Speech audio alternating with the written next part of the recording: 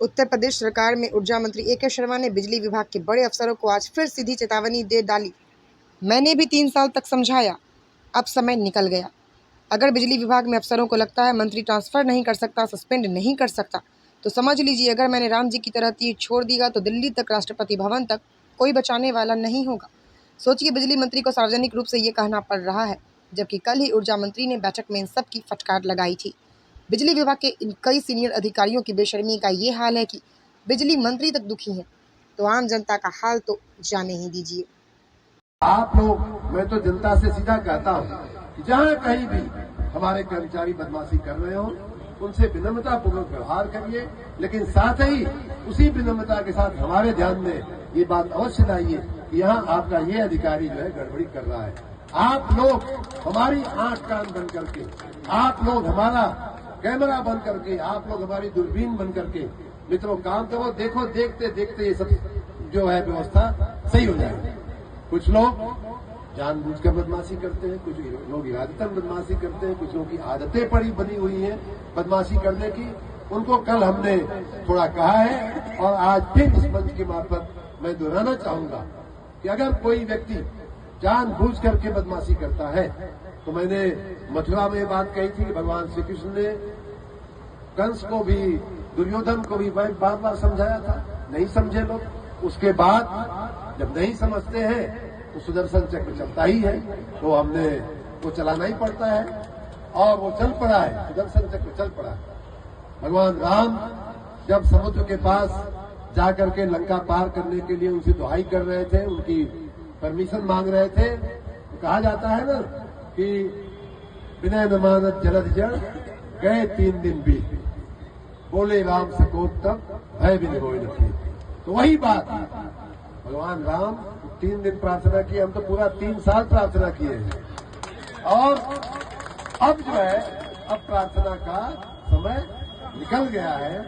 अब जो है भय बिन होय न प्रीत, वो मुझे अब वही एक रास्ता दिखाई दे रहा है। और अगर ये कोई समझता है कि मंत्री हमारा क्या बिगाड़ लेंगे, ट्रांसफर करने का पावर तो है नहीं, सस्पेंड करने का पावर तो है नहीं।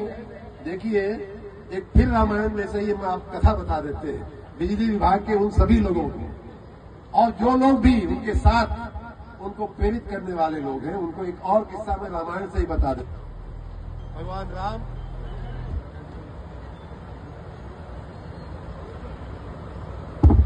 भगवान राम मां सीता के साथ एक बार बैठे हुए थे। इंद्र का बेटा जयंत उसका नाम था, उसने बदमाशी किया और मां सीता के पैर में चोंच मारा। रामायण में इस प्रसंग का उल्लेख है, बड़े विस्तार के साथ उल्लेख है। जयंत उसका नाम था, बदमाशी किया। ऐसा भी लोग कहते हैं कि वो देखना चाहता था कि भगवान में कितनी ताकत है। मां सीता ने तो कुछ नहीं बोला, लेकिन भगवान को अच्छा नहीं लगा।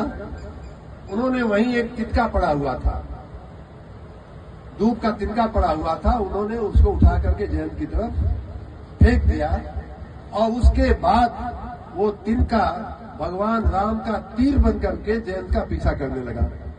और ऐसा रामायण में उल्लेख है कि जयंत जो है भगवान ब्रह्मा के पास गया। भगवान ब्रह्मा ने कहा जल्दी भागो यहां से, भगवान राम का चलाया हुआ बाण है, इसको कोई रोक नहीं सकता। भगवान शिव के पास गया, कहे भागो यहां से जल्दी से, तुम्हारी रक्षा कोई नहीं कर सकता। परेशान कि अब तो मेरे प्राण चले ही जाएंगे, तो बीच में नारद मुनि मिल गए और कहे कि भाई देखो, तुमको इस पूरी सृष्टि में तुम घूम लिए, तीनों लोग घूम लिए, 14 भुवन घूम लिए, तो भी तुम्हारी रक्षा करने वाला कोई नहीं मिला। अब अगर तुम्हारी रक्षा हो सकती है तो भगवान के चरण में ही जाकर के तुम क्षमा मांगो, प्रार्थना करो, तब जाकर के तुम्हारी जिंदगी बचने की कुछ संभावना है। जयंत गया भगवान के यहाँ त्राहिमाम करके साष्टांग पड़ गया उनके चरणों में।